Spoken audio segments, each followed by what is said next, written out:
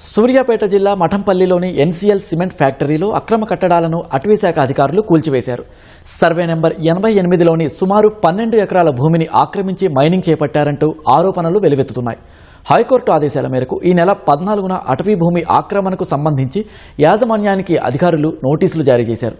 అయినప్పటికీ మైనింగ్ తవ్వకాలు కొనసాగుతున్న నేపథ్యంలో అడ్డుకున్నామని అధికారులు చెబుతున్నారు.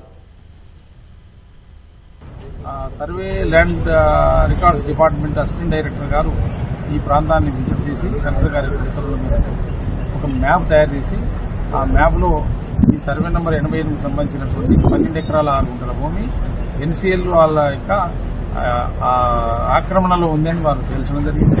తర్వాత 88 సర్వే నెంబర్లో ఎలాంటి సబ్ డివిజన్ లేదు అని చెప్పేసి ఒక లెటర్ కూడా ఇవ్వడం జరిగింది. సో ఈ తర్వాత 2017 చివరిలో మేము అప్పుడు ఉన్న ప్రభుత్వ ఉత్తర్వుల మేరకు రెవెన్యూ డిపార్ట్మెంట్, ఫారెస్ట్ డిపార్ట్మెంట్ రాష్ట్రం మొత్తం కూడా ఈ ఫారెస్ట్ భూముల లెక్కలు చూసుకోవడం జరిగింది.